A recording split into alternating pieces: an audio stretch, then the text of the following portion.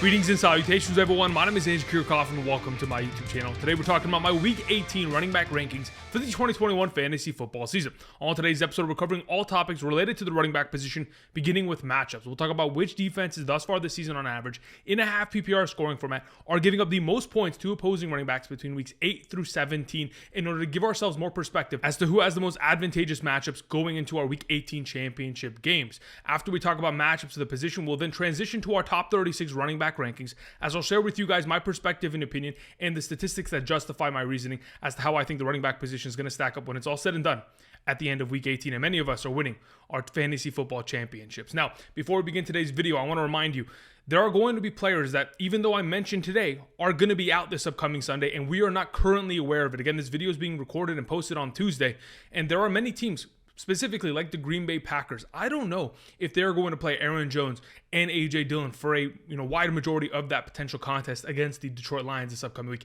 It's a great matchup. It's perfect, but they have already solidified themselves as the number one seed in the NFC, and regardless of whether they win or lose, they are going to maintain the number one seed and get the bye week. So they really have no incentive of playing this game. Obviously, they want to keep their players fresh and they want to keep them mentally checked in, but there's always the scenario where Aaron Jones, who's been dealing with a knee injury as of late, could end up not playing this upcoming week. Other players could be shut down from other teams that don't have playoff aspirations and don't want to go ahead and potentially further injure their superstars. So we're going to have to keep an eye on that. We'll talk about that as the video progresses. Either way, just wanted to remind you there. Also, another reminder, if you haven't yet already, subscribe to the channel. We're making fantasy football content. Of course, yes, we're in 2022, but for the end of the 2021 season, going into the NFL playoffs, for those of you interested, I'll be, of course, live streaming in the upcoming weeks for the NFL playoffs, talking about drafts, NFL playoff leagues, for those of you who are interested, and much more. So be sure to subscribe. Also, check out Underdog Fantasy. A lot of the leagues in which you can go ahead and play today is via Underdog Fantasy. You can go draft a best ball team for the NFL playoffs, or perhaps play in contests for wildcard weekend, and much more, whether it's Pick'ems, the Sunday Battle Royals. Check that out today. The link is down in the description of the video. Use promo code Andrew, and Underdog Fantasy is willing to match up to $100 of your first deposit. Go ahead, check that out, and play fantasy the underdog way. All right, let's get into the running back conversation for Week 18, beginning with matchups. Again, we talk about this every week because of how important it truly is to go ahead and play into advantageous positions.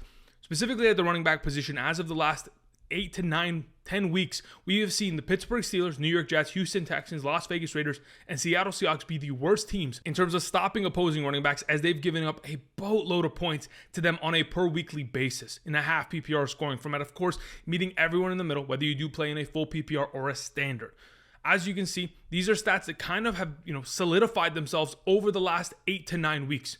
And as we continue to look, sure, there are some fluctuations as there are huge performances from respective running backs, but outside of that, it really is going to continue to maintain, and these are the best matchups. So on the very left side of the screen, in terms of all stats, whether it is rushing, receiving, touchdowns, that is encompassed there. While on the right side of that, weeks 8 through 17 rushing stats allowed, that pretty much only signifies how many points defenses are giving up to opposing running backs in the rushing game. So whether it's rushing yards or rushing touchdowns. So if in fact your running back does not get a lot of work out of the receiving game, you can get a little bit of perspective as to how they'll play in the given matchup. Now that we've covered that, let's go ahead and give you a little bit more of a detailed analysis as to how many points and where those points are coming from these respective defenses overall. As you can see, the full breakdown in terms of rushing yards, touchdowns, targets, receptions, receiving yards, touchdowns, and fantasy points per game.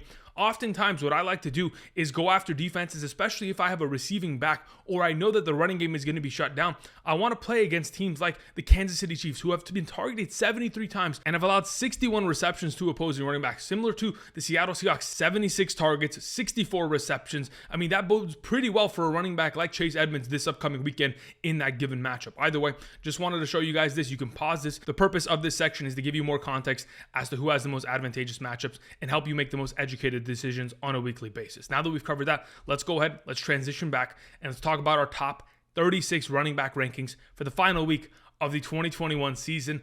Again, for those of us who have made it here, congratulations. This has been a marathon. Of course, we'll Sunday morning live stream between 8 to 10 a.m. So be sure to be there if you want updated rankings, because like I always mention, like it says above, rankings are subject to change. There are going to be many things, whether it is injuries, whether it is players returning from injury, that may end up shuffling the overall rankings. We'll keep an eye on it, but either way, Sunday morning, that is when you'll have updated rankings for those of you interested. Otherwise, for more context, let's go into our top 36 rankings. Beginning off with our number one, it is Jonathan Taylor of the Indianapolis Colts. As of late, Jonathan Taylor hasn't been nuclear. Obviously, a 17.9 fantasy point game performance against the Las Vegas Raiders, that is incredible. But this upcoming week, he has a very good opportunity to completely go off against the Jacksonville Jaguars defense. I mean, Jacksonville just this past weekend against the New England Patriots got 50 points put on them. Not only that, both Damien Harris and Rhamondre Stevenson, they combined for 146 rushing yards and 4 rushing touchdowns. Both these running backs put up over 17 fantasy points in a half PPR against the Jacksonville Jaguars defense. Even the week prior to that, the New York Jets running backs had an incredible game, which Michael Carter went for over 100, but as a backfield, they totaled for 175 rushing yards against the Jacksonville Jaguars defense. When we look at the past of what Jonathan Taylor has done to the Jacksonville Jaguars, he himself has found a lot of success going back to 2020 and even in 2021.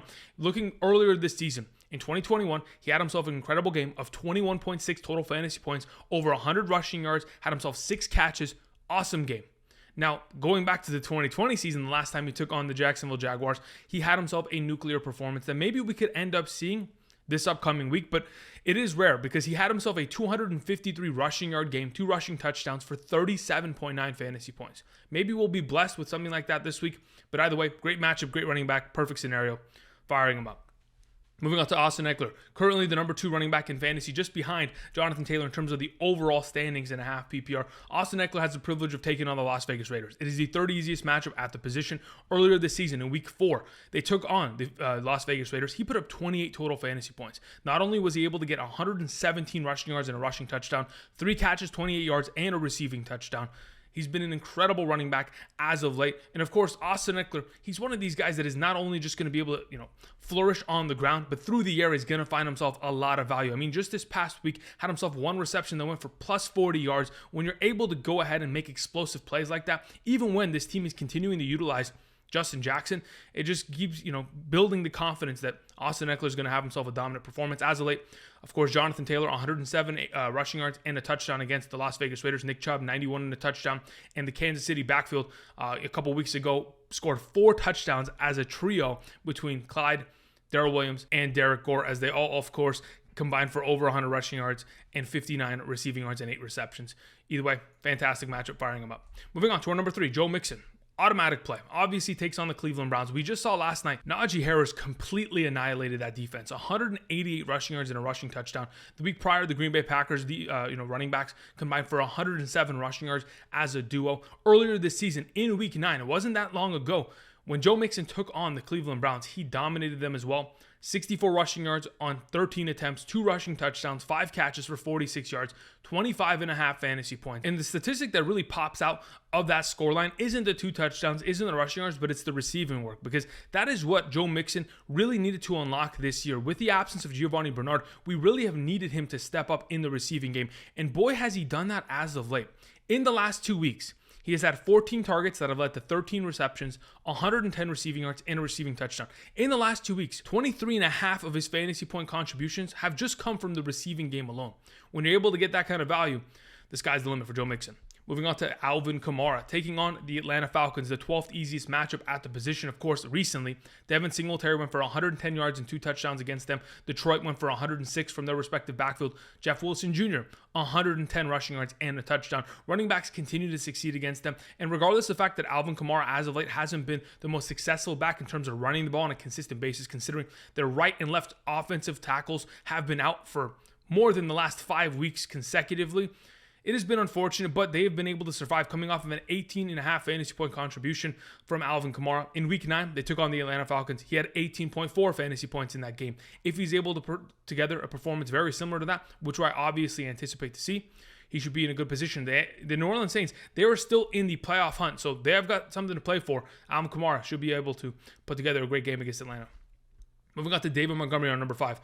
Since week 13, David Montgomery's been the number 2 overall running back in fantasy in a half PPR scoring format. When I kept saying earlier this year, trade for David Montgomery, it wasn't by accident. I know that the schedule was important. And I know that regardless of the fact that this offensive line has been a rotating mess of injuries, the fact that they've had 3 different quarterbacks in the last 5 weeks at the starting position, it doesn't matter. David Montgomery's opportunity and his ability to go ahead and make 20-plus point performances out of practically nothing has been incredible. I mean, he's had back-to-back games of 20.1 fantasy points. Not only that, as of late, in the last 5 games, he has had 28 receptions that have led to 191 receiving yards. His contributions aren't just in the running game and on the goal line, but they've definitely been via the receiving game that has unlocked his overall potential. Of course, that is why he's maintained as the number 2 overall back as of the last 5 weeks. He's in a pretty good position going into this week. His matchup against the Minnesota Vikings, obviously this year earlier, a couple weeks back against the Minnesota Vikings wasn't the greatest performance, but I think it'll be a little bit different this week. Moving on to number 6, we have Dalvin Cook. Speaking of the Minnesota Vikings taking on the Chicago Bears, even Dalvin Cook against the Chicago Bears hasn't found much success as of late. He's had himself some sporadic performances here and there, but in the last 3 games, he's had 82 rushing attempts for 317 rushing yards against the Chicago Bears. That's a 3.8 yard per carry average. Obviously not great, but he's averaged at least 15.9 fantasy points per game throughout that span in the last 3 competitions against the Chicago Bears.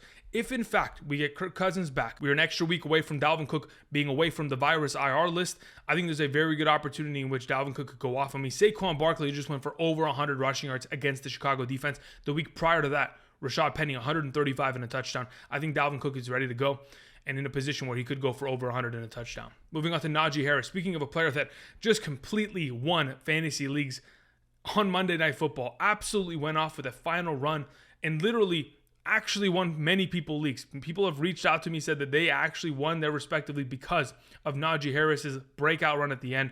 188 rushing yards, a rushing touchdown, 28.1 fantasy points. Takes on Baltimore. Typically Baltimore would be a tough matchup, but as of late, they cannot stop opposing running backs, especially from good teams. Michel, 20 fantasy points. Mixon, 28.5 fantasy points. The Green Bay duo of Dillon and Aaron Jones combined for 24 fantasy points.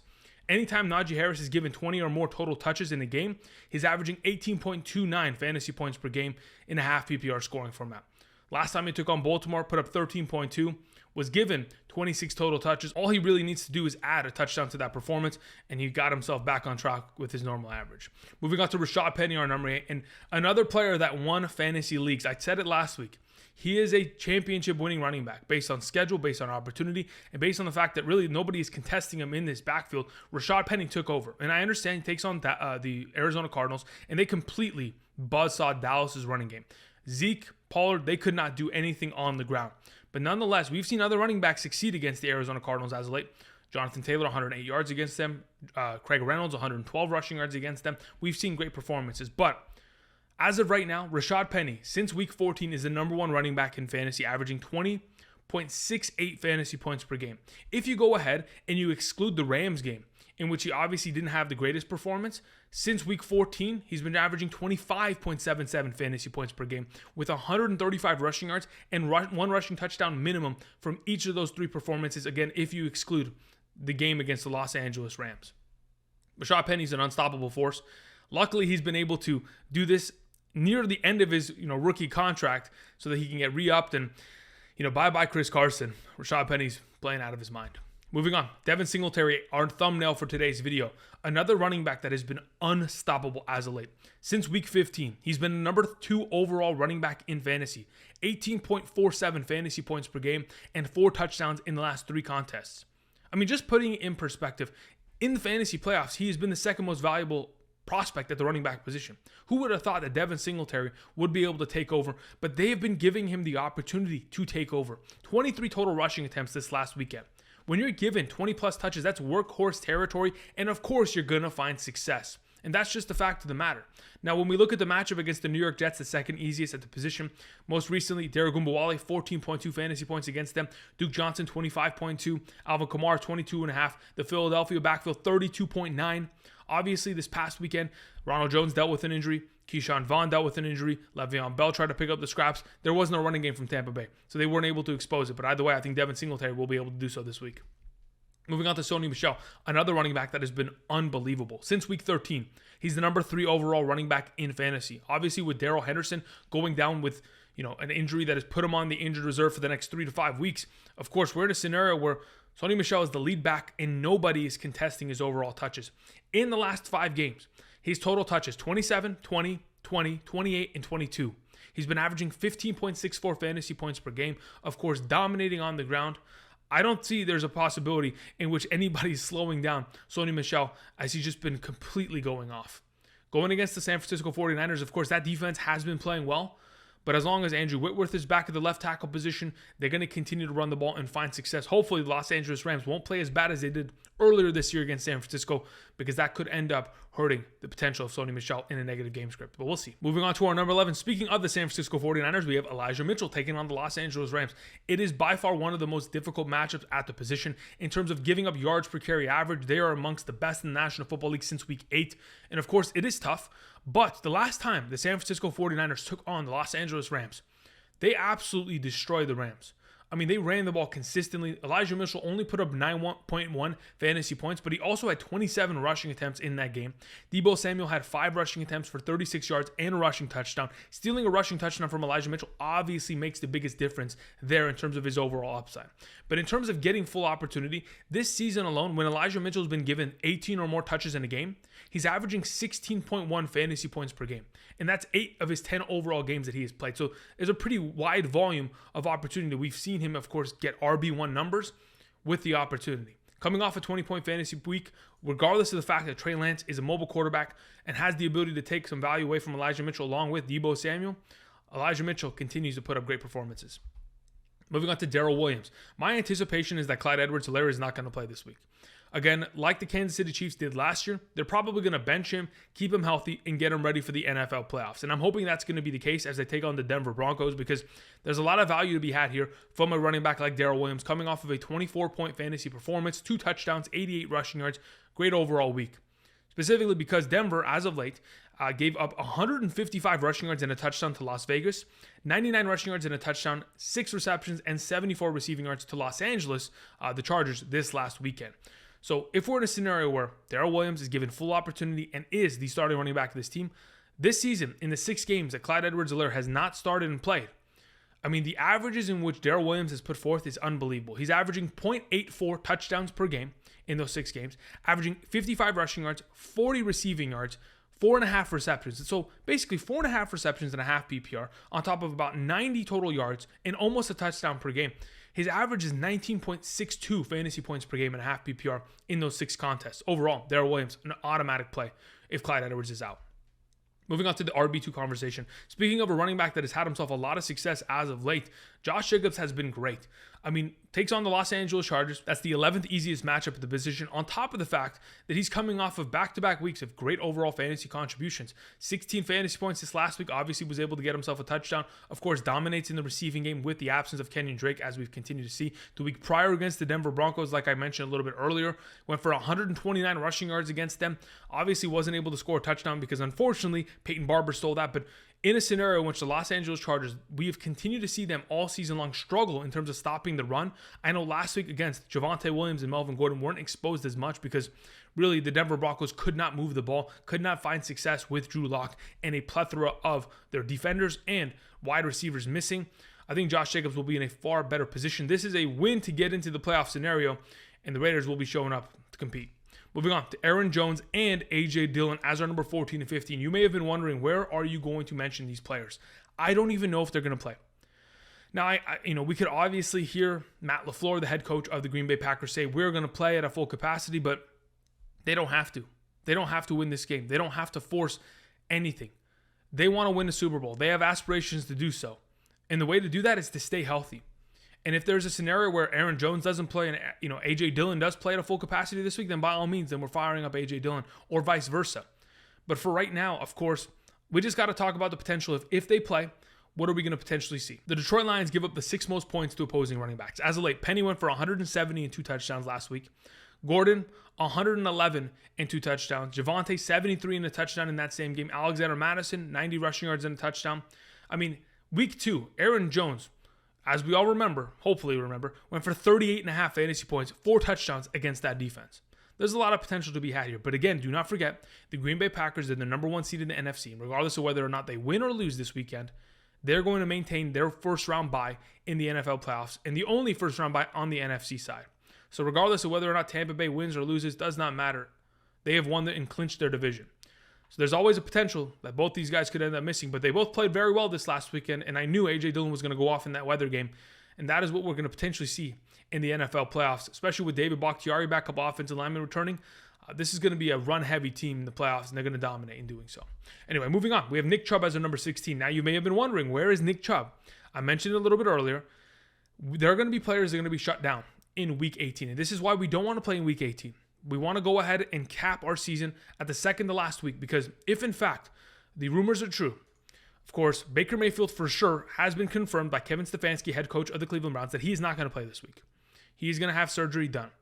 Of course, they also mentioned that Nick Chubb is dealing with a rib injury, and that's the reason why he only had 4 rushing attempts in the first half. If there's a possibility in which Nick Chubb is not going to play, then of course we'll move to D'Ernest Johnson. We'll talk about that, because we've already been given confirmation that Kareem Hunt is not going to play this week. So I think D'Ernest Johnson could have value against Cincinnati. The last time we saw Nick Chubb against this defense, he went for 29.3 fantasy points. He put up 137 rushing yards and 2 rushing touchdowns. So of course I want him to play. But there's no guarantee in that potentially happening. Of course, even this last week, Darrel Williams, 88, 2 touchdowns. The week prior, Denver, 125 yards against the Kansas City run defense, just running all over them. There's a lot of potential here, but unfortunately, the injury and the potential for a shutdown is looming. Moving on to our number 17, we have D'Onta Foreman. Now, here is the current scenario. D'Onta Foreman has filled in for Derrick Henry beautifully. He has perfectly been the system running back they need to just pound the rock. And this upcoming week, they take on the Houston Texans.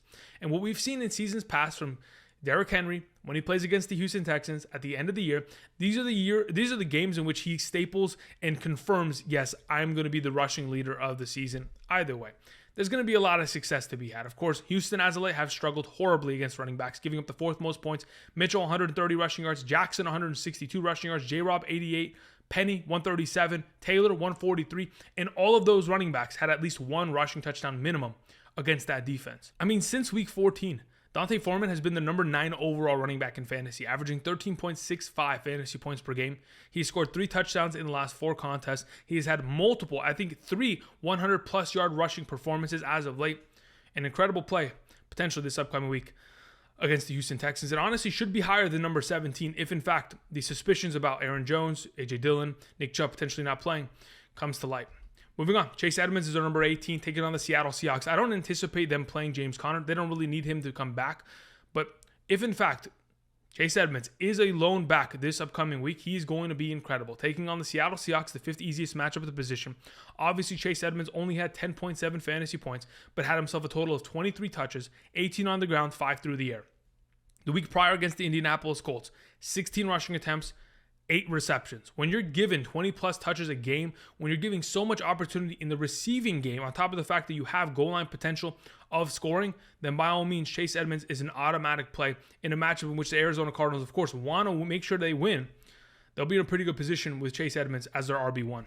Moving on to Javonte Williams. Now, I'm a little worried about Javonte Williams, but I will give you the idea that, sure, he could have himself a lot of success. Running backs have found themselves success against this defense a lot this season. I mean, just recently, Mixon, 86 total rushing yards. Harris, 110 against this defense against Kansas City. 166 rushing yards from the Los Angeles Chargers and 1 rushing touchdown.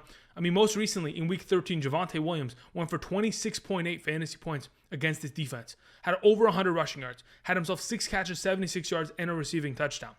But it was without Melvin Gordon in the lineup. And as long as Melvin Gordon is going to be in the scenario, then of course Javonte Williams' potential upside is limited to an extent. Moving on to Jaret Patterson. Now, if in fact Antonio Gibson does not return and they want to go ahead and shut him down, I think there's a very good opportunity that Jaret Patterson has himself another great week. 5 receptions, 41 yards, 12 carries for 57 and a touchdown, 18.3 fantasy points this last week against a tough Philadelphia Eagles run defense.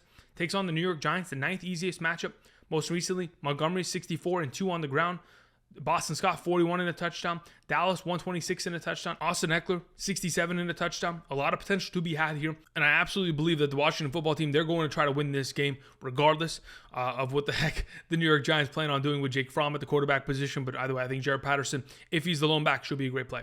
Moving on to Kenneth Gainwell.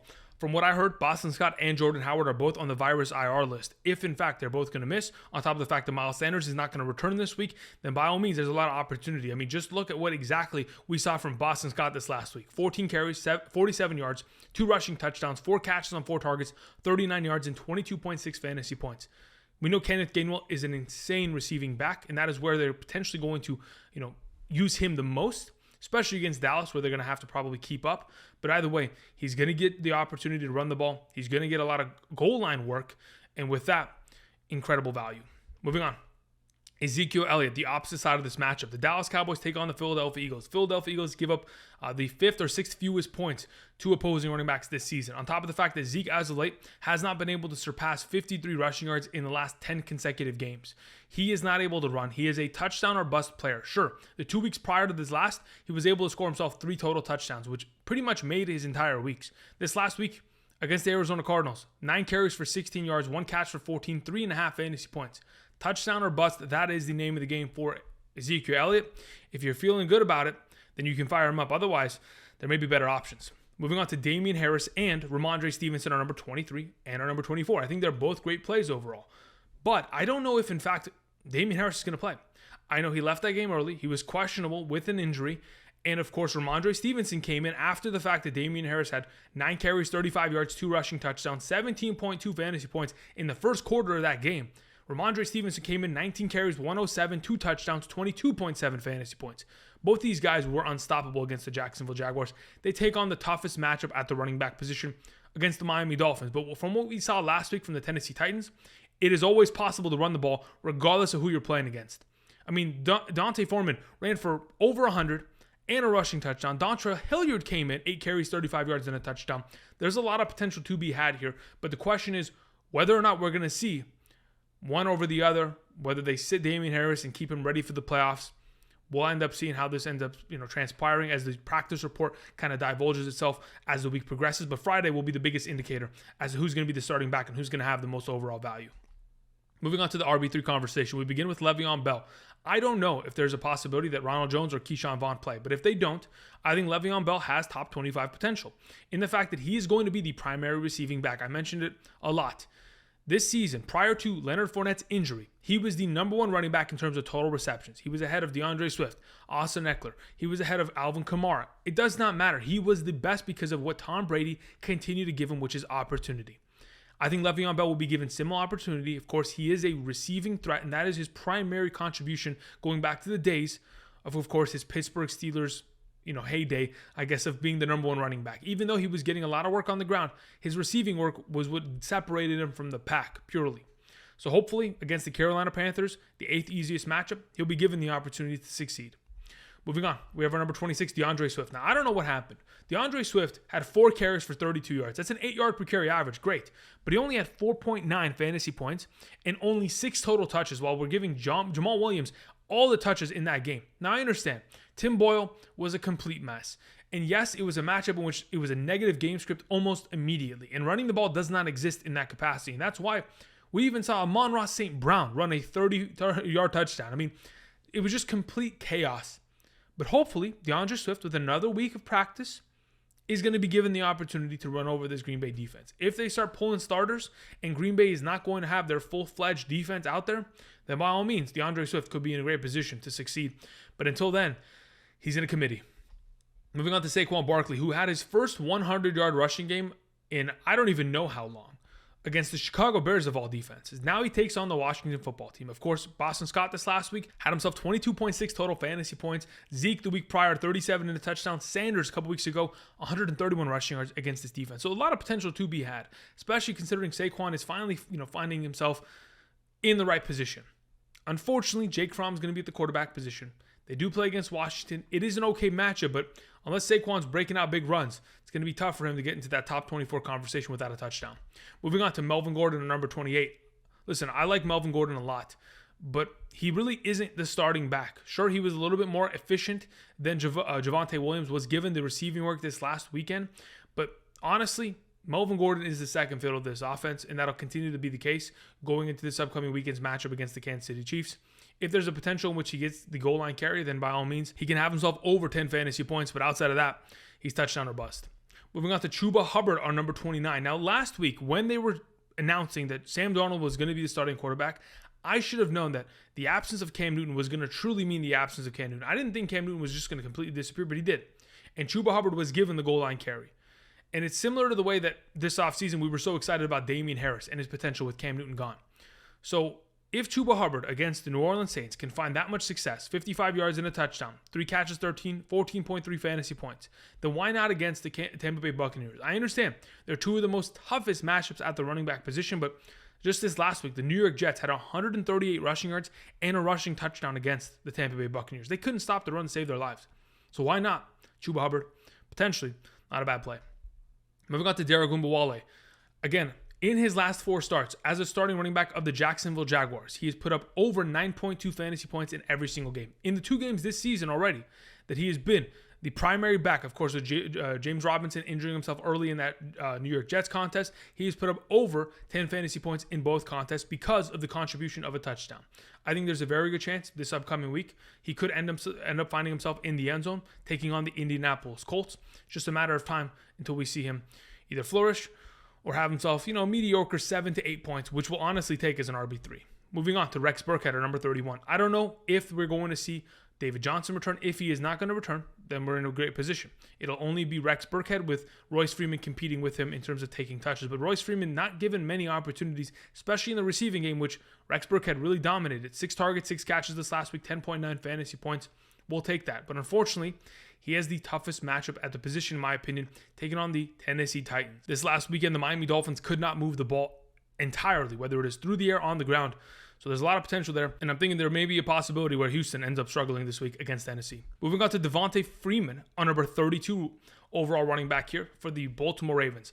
Again, Devonta Freeman was great. He takes on the Pittsburgh Steelers. It is the easiest technical matchup at the position. If he is given full opportunity, he should be pretty decent. If he falls into the end zone, by all means, he's a top 24 back. But that is the biggest elusive factor, whether or not this man can fall into the end zone. Moving on, we have Cordarrelle Patterson as number 33. Again, Cordarrelle Patterson has been horrible, limited opportunity, not given goal line touches. I know the last time he took on the New Orleans Saints, 16.6 fantasy points, and all of his contributions came through the air, 6 catches for 126. I don't see them using him as such. Hopefully they do, and hopefully I'm wrong. But Cordarrelle Patterson, for how good he was in the early half of the season in the NFL playoffs, has been nobody. Moving on to our number 34, it is Duke Johnson of the Miami Dolphins. He continues to lead this team, takes on the New England Patriots. Here's the thing. I mean, yes, the Miami Dolphins have been eliminated, but a lot of these players, especially players like Duke Johnson, they want to continue to put out great film. They want to continue to try to earn a job next year. So in order to do so, they got to come out in week 18 and they got to ball out. And I think against a team like the New England Patriots, who are giving up the most yard per carry average since week 8, there's a pretty good chance for Duke Johnson. Moving on to Ty Johnson, who in my opinion will probably be the starting running back of the New York Jets going into this upcoming weekend's matchup with Michael Carter dealing with a concussion. If Ty Johnson continues to get the work on the ground through the air, his upside continues to increase. They take on the Buffalo Bills, the 7th easiest matchup at the running back position. I think there could be a lot of possibility for running the ball for the New York Jets, considering how much success they found last week against Tampa Bay.